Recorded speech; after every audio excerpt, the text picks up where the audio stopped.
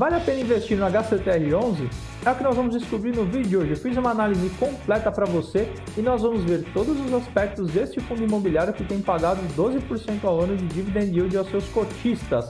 Então curte o vídeo, se inscreve no meu canal e fica aqui comigo que após a vinheta nós vamos fazer uma análise completa sobre o HCTR11 da Hectare.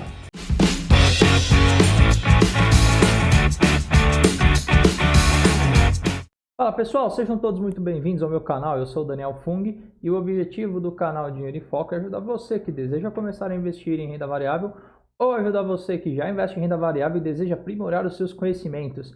Se esta é a sua primeira vez por aqui, então lhe convido a se inscrever no meu canal. Também peço que você curta o vídeo para que ele ganhe mais relevância e chegue a mais pessoas no YouTube. Também compartilhe este vídeo com aquele seu amigo que deseja começar a investir em renda variável. O vídeo de hoje é uma continuação em relação ao vídeo que eu fiz na semana passada, quando eu falei sobre 5 formas de você proteger os seus investimentos contra a alta da inflação. E um dos fundos imobiliários mais comentados ultimamente tem sido o HCTR11.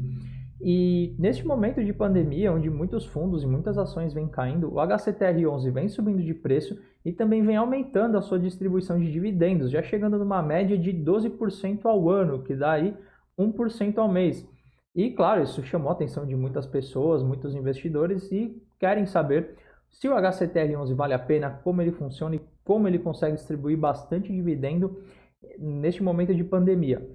E claro, quando eu fiz o vídeo na semana passada falando sobre as 5 formas de você proteger os seus investimentos contra a inflação, uma delas era investindo em fundos imobiliários que possuem contratos atrelados aos índices inflacionários IPCA e IGPM. E o HCTR11 é um desses fundos imobiliários, então hoje eu fiz uma análise completa para você entender como ele consegue aumentar suas distribuições de rendimentos em épocas de pandemia, em épocas de alta inflação. Então fique aqui comigo até o final deste vídeo que você vai descobrir junto comigo como o HCTR trabalha, como ele funciona, o que ele faz e se vale a pena ou não investir no HCTR11. Então vamos para a apresentação que eu preparei para o vídeo de hoje. Hoje então, HCTR11 vale a pena? Então vamos ver aí a análise completa que eu fiz, lembrando que na descrição do vídeo tem o link para o meu blog, onde tem uma análise muito mais completa ali, com muito mais enriquecimento de detalhes e que eu acredito que vai ajudá-los muito a saber se vale a pena ou não investir na HCTR11. Então, para a apresentação de hoje, lembrando primeiro que este conteúdo não deve ser considerado como uma recomendação de compra e venda de ativos ou investimentos. O seu caráter aqui, como todos os vídeos do canal, é exclusivamente educacional. Eu quero ensiná-los como analisar um determinado papel, um determinado segmento de negócio, um determinado mercado. E então não é porque eu falei se o HCTR11 ele é bom ou ruim, se vale a pena ou não, que você deve sair comprando ou vendendo as suas cotas, tá? Então, primeiro, quem é o HCTR11? Ele é um fundo imobiliário de tipo papel que investe majoritariamente em certificados recebíveis imobiliários, os CRIs. Se você ainda não sabe o que são fundos de papel, o que são fundos de CRIs, eu vou deixar um link para o vídeo que eu gravei, vou deixar ele passando aqui nos cards, explicando o que são fundos de papel. Eu já fiz um vídeo sobre isso, tá? Então assiste lá, depois você volta para cá para entender melhor como funcionam os fundos de papel de CRI. A gestora dele é a Hectare Capital, né? Por isso que chama Hectare CEFI. E ele é administrado pela Vortex, que também administra aí o Tigar 11, né? Que também sempre costuma ser comparado ao HCTR11. A Vortex também é a administradora do fundo HCTR11. A primeira coisa que nós vamos analisar aqui é o portfólio do HCTR11. Ele é composto em 2/3 por o que nós chamamos de condomínio multipropriedade. Eu vou explicar com detalhe o que isso significa. Mas ele possui basicamente 3 segmentos, né, que são os condomínios multipropriedades, loteamentos e incorporações. E ele está distribuído geograficamente em praticamente o Brasil inteiro. Então, eu andei olhando o mapa lá no relatório gerencial do fundo e a exceção de Amapá e Acre, eles possuem pelo menos um empreendimento nos outros estados do Brasil. Então, geograficamente está bastante diversificado. Nós vamos ver no próximo slide que o portfólio também está bastante diversificado, mas majoritariamente eles investem em condomínio multipropriedade. E o que são condomínio multipropriedade? É uma lei recente que regulamentou este tipo de condomínio, é de 2018. Lá no meu blog vocês encontrarão detalhes sobre esta lei. E o condomínio multipropriedade você compra uma cota de um determinado imóvel dentro de um resort ou de um condomínio fechado, e você pode usufruir deste imóvel em determinados períodos do ano. Isso depende muito das regras do condomínio ou do resort. Então, vamos supor, eu tenho um resort lá em Olímpia Park Resort, por exemplo, e eu vou para lá todo ano com a minha família passar férias, uma vez ao ano. Eu passo sempre 2 ou 3 semanas lá, ou eventualmente um mês. Então, o Olympia Park Resort, ele tem quartos que são quartos de hotel, ou seja, com banheiro, uma cama, um armário ali, coisa bem simples. E ele tem quartos como se fossem residenciais, ou seja, com dormitórios, com cozinha, banheiro, sala, etc. Estes quartos, modelo residencial, eles são vendidos em frações, e quem adquire essas frações ou essas cotas, né, a pessoa pode reservar ali um mês do ano, pagando uma taxa, uma espécie de mensalidade anual. Ele, uma vez por ano, pode reservar, né, um determinado período de tempo e passar férias lá, mas como se fosse um serviço de hotel. Então, o apartamento ele vai ter armários, vai ter cama, vai ter a cozinha toda equipada, e vai ter o serviço de limpeza, serviço de manutenção, e você somente vai para lá, usufrui daquele espaço naquele determinado período de tempo e vai embora. E enquanto você vai embora, vai outra pessoa e assim sucessivamente. Então o apartamento ele vai sendo rotacionado, né? Vai sendo usufruído por diversos cotistas, diversas pessoas que detêm frações daquele imóvel. E é uma forma muito barata de você poder viajar sempre para o mesmo destino. Ele quebra um pouco aquela questão das pessoas que têm a segunda casa de veraneio, né, que normalmente compram uma casa na praia, uma casa no campo, e você pagando pequenas cotas mensais, pequenas frações, você consegue aí adquirir uma parte de um apartamento para usufruir em determinados períodos do ano. Então é uma forma bastante interessante, é um empreendimento bastante voltado para famílias que buscam uma segunda opção residencial temporária. E o Hectare investe majoritariamente nesse tipo de construção, nesse tipo de CRIs, porque no fim das contas, quem constrói precisa financiar todos aqueles imóveis que tem à disposição, e aí o Hectare ele adquire esses CRIs desse tipo de imóveis.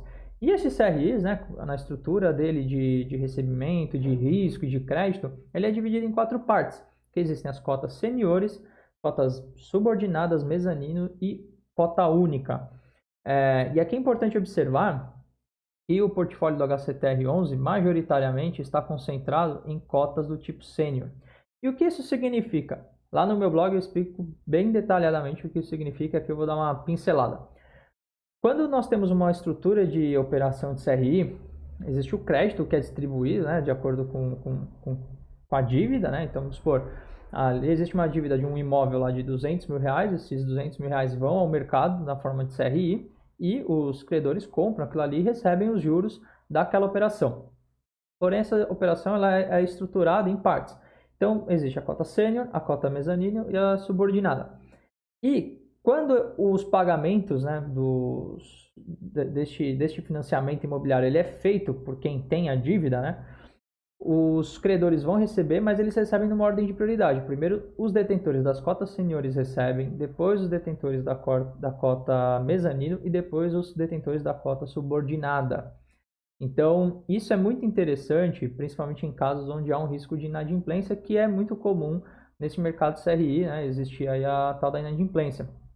Por quê? Porque se alguém não consegue pagar 100% daquele valor que deve do financiamento, os detentores da cota senior primeiro vão receber, e assim o que sobrar ele vai ser distribuído para as cotas inferiores, mezanino e subordinado. Então, muito importante verificar, né, que a gestão de risco do Hectare está bem feita pelo fato deles possuírem quase 2/3 do seu portfólio de CRIs concentrado em cotas seniores. Então, isso dá pelo menos uma segurança ao fundo ou uma garantia que ele vai receber aí um mínimo necessário para ele cumprir com as suas obrigações e manter o fluxo de pagamento, tá? Então, muito importante, quando vocês forem analisar os fundos de CRI, entender como é que estão feitas as subordinações, a distribuição da subordinação das cotas das dívidas. Então, é muito importante esse detalhe, eu diria que é o principal fator de risco em fundos de CRI, tá? Então, analisem isso com bastante cuidado. Continuando com o portfólio do HCTR11, vamos ver os projetos que compõem o fundo. No total, são 29 projetos divididos em 39 CRIs. Porque alguns projetos foram divididos em mais de um CRI. Então, é assim que o fundo consegue ampliar os seus ganhos, dividindo os projetos e aí assumindo um pouco mais de risco em alguns casos. Então, Então vamos analisar, por exemplo, o Bonavita. Ele está dividido em 3 subordinações. Ele possui cotas mezanino, cota sênior e cota subordinada. E claro, cada um dividido em um percentual diferente dentro do fundo. Então, a cota sênior, por exemplo, né, ocupa 7,5% de todo o patrimônio do fundo, enquanto o Bonavita subordinado, 1,5%. Então, como eu falava anteriormente, mais sênior do que subordinada para garantir um fluxo de pagamento maior e o fundo não ter problemas caso haja um default, caso haja um atraso, e ele consiga ali ter um fluxo mínimo de dinheiro para evitar que os próprios cotistas tenham que complementar este fundo, ou que ele tenha que tirar dinheiro de caixa, ou que ele tenha que fazer vendas, né, de CRIs para poder arrecadar dinheiro. Então, é uma estratégia de mitigação de risco bastante interessante por parte do fundo. Outra coisa muito importante também que é preciso analisar é o tal do duration, que é o tempo, né, o duration em anos, é o tempo em anos e o fundo vai receber o pagamento total referente àquele projeto. Então, por exemplo, continuando aqui no Bonavita, o CRI ele vence em maio de 2025, né, as 3 cotas dele. Porém, o duration é de 2,6 anos, então provavelmente o fundo vai, se tudo ocorrer bem, se não houver nenhuma inadimplência, o fundo vai receber 100% do valor que deveria em 2 anos e meio, sendo que o fundo ainda tem mais 5 anos para, o CRI, né, tem mais 5 anos para vencer a partir da data atual, né, e é importante fazer esse acompanhamento mês a mês. Então, muito interessante também essa mitigação de risco, ou seja, garantir o quanto antes o fluxo de pagamento devedor do projeto. E aqui, outra coisa que é muito interessante ver são os indexadores, né, como eu estava falando anteriormente, e a taxa de juros. Então, nós vamos ver aqui, por exemplo, no caso do Bonavita, ó, uma cota sênior, ela tem 9,5%, ela paga IPCA mais 9,5%. Em compensação, uma cota subordinada paga IPCA mais 20%. Então, outro caso aqui, ó, vamos pegar um de IGPM bastante alto aqui, ó. Este aqui, ó, o Solar das Águas subordinado, ó, IGPM mais 16%. Então, conforme o IPCA e o IGPM vão subindo, esses pagamentos que o HCTR receberá serão o índice inflacionário, o quanto aquele índice subiu num determinado mês, mais essa marcação de taxa de juros aqui. E aí nós vamos ver no slide seguinte que a média do portfólio do HCTR paga inflação mais 12% ao mês. Então isso é muita coisa, tá? Por isso que o HCTR consegue manter esses altos pagamentos de dividendos, porque conforme os índices inflacionários sobem, nós vamos pegar o quanto esses índices subiram, mais 12% aí, em média de recebimento. Então é muita coisa. No caso do IGPM, ó, IGPM mais 11%, 45% do fundo e 44,2% IPCA mais 12%. E esses 10,5% aqui que está indexado ao CDI é puramente o caixa. Então, é muito interessante, né, como eu disse, que o fundo ele trabalha aí 50-50 a distribuição do seu portfólio, tanto em IPCA e IGPM. E isso é importante por quê? Porque quando rola esse descolamento muito grande, que foi o que nós vimos anteriormente, você acaba ganhando de uma forma ou de outra. Então, como nós podemos ver aqui, ó, o IGPM projetado para o final de 2020 é de 8,76, sendo que hoje o IGPM está na casa dos 9. Então, se seguir, né, se essa previsão se confirmar, de hoje até o final do ano, vai haver uma deflação do IGPM. Em compensação, o IPCA projetado é de 1,99 e atualmente o IPCA está abaixo de 1%. Então, a tendência é, também se confirmando essa previsão, o IPCA subir e o IGPM descer. Então, você continua ganhando nessas oscilações de IGPM para cima, IPCA para baixo e vice-versa. Então, por isso que é muito importante buscar aí sempre os fundos que possuem maior ponto de equilíbrio nesses indexadores para ganhar com subidas e descidas desses indicadores. E aqui está, né, o reflexo, né, nos dividendos do HCTR11, o reflexo dessas variações. Então aqui eu tirei um print lá do site do Fundos Explorer, e nós podemos ver aí, ó, desde julho de 2019, como oscila o dividend yield do HCTR, tanto em função do preço, mas em função dos dividendos distribuídos. E aqui abaixo nós podemos ver um print que eu tirei do relatório gerencial do HCTR11 referente ao julho de 2020, ó, que em fevereiro, e coincide aqui, né, com o pico que houve, né, em fevereiro, ó, então eles pagaram R$ 2,47, ou seja, um valor até maior do que o último pago, que foi, né, de R$ 2,12, ou 12,21, não lembro agora, mas algo em torno disso, mas de qualquer forma um valor menor do que já foi pago em fevereiro. E é importante observar que a maior parte desses valores são sempre juros, né? O juros recebido ele se mantém constante, mas a correção monetária. Então, em fevereiro houve uma correção monetária até maior do que o próprio juros recebido pelo fundo. E reparem como nos meses seguintes essa correção monetária ela é inferior e isso reflete no valor pago pelo fundo. Ainda não chegou o relatório referente ao quanto foi pago em agosto, ele chega somente provavelmente no último dia de setembro, mas provavelmente nós vamos ver um gráfico de referente a agosto muito parecido com esse aqui de fevereiro, ou seja, um bloco grande de juros e um bloco muito grande também de correção monetária, porque houve aí o índice inflacionário, né, principalmente o IGPM, subiu bastante. E pelo que nós pudemos ver aí anteriormente, isso deve se confirmar aí por mais alguns meses.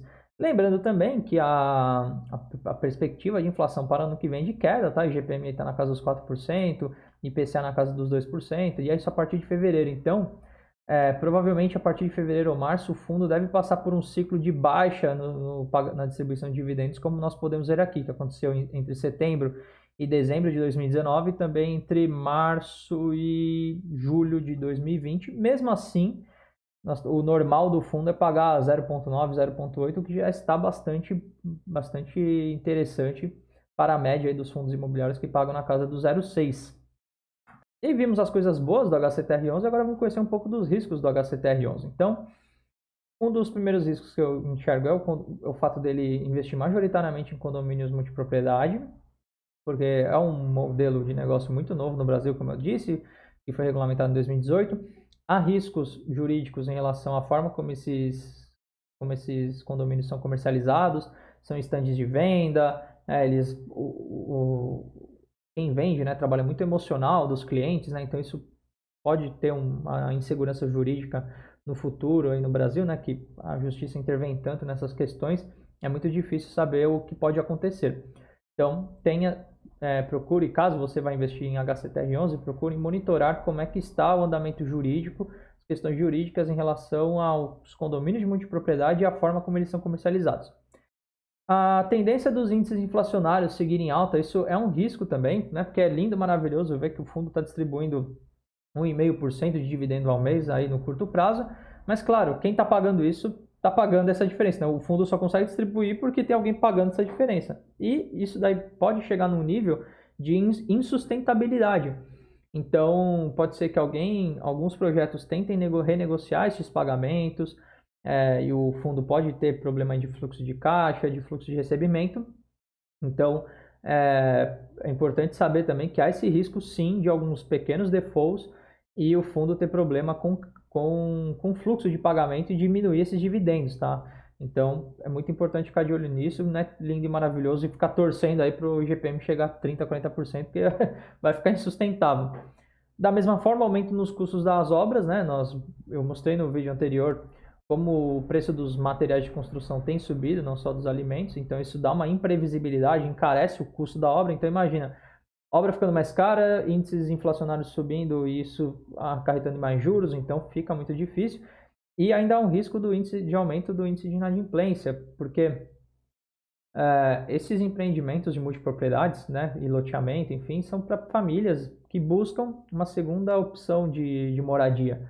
E em épocas de crise, o que as famílias procuram cortar são as opções de lazer. Basta ver o que tem acontecido aí com as ações da CVC, da Gol, da Azul, não só pela questão da pandemia, mas porque são os primeiros mercados que sofrem em épocas de crise financeira. Então, esse aumento de índice de inadimplência também é um risco para o fundo que pode começar a perceber problemas no seu fluxo financeiro, por mais que haja garantias, né? Isso no relatório deixa bastante claro quais são as garantias, e eu explico isso também no meu blog, quais são todas as garantias envolvidas no HCTR11 em relação aos seus projetos, mas pode acontecer, isso atrapalha sim o fluxo de pagamento do fundo.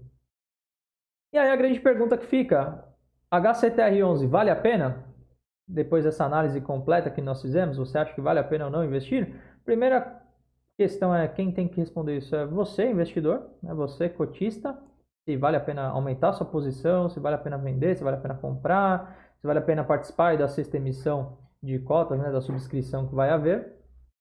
E aqui eu coloco uma tabela de prós e contras, né? Então os prós, no meu ponto de vista, são os altos dividendos, o fato do fundo estar indexado em GPM e PCA e receber essas correções mensalmente, então isso te protege das variações inflacionárias.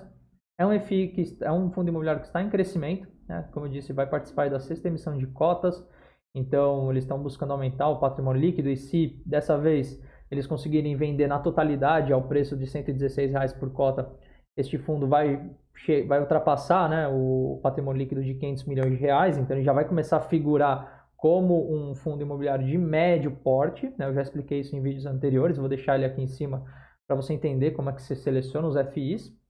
E a diversificação do portfólio são 29 projetos espalhados pelo Brasil inteiro, então isso traz uma segurança muito interessante para o fundo. E os contras, né? Ele atua num modelo de negócio que é novo ainda no Brasil. É um fundo novo, recente no mercado, está há 2 anos e aberto a investidor em geral há 1 ano apenas. Então, é pouco tempo, né? Muitos fundos aí já estão há 5, 6, 10 anos no mercado. Ele depende, né? Os projetos que compõem o fundo dependem da retomada econômica para terem sucesso. Então, é diferente dos fundos de logística, por exemplo, que passaram a ser mais vistos durante a pandemia, né? Por causa do e-commerce. Esses tipos de projetos eles dependem de uma recuperação plena. Nós vemos as incorporadoras investindo, levantando, porque eles estão pensando no longo prazo. Então, essa dinâmica também funciona com os projetos do HCTR11. E por último, a inconsistência na distribuição de dividendos, né? Então, diferente principalmente dos fundos de tijolo, que eles são muito constantes, né? Porque eles têm inquilinos, então o aluguel está ali mensalmente, contratos longos, né? Então, o fluxo ele de pagamento ele é muito mais previsível. Os fundos de papel eles são muito mais imprevisíveis nessas distribuições de dividendos, tá? Então, se você busca uma previsibilidade em receber dividendos, o HCTR11 tem esse contra para ti, tá?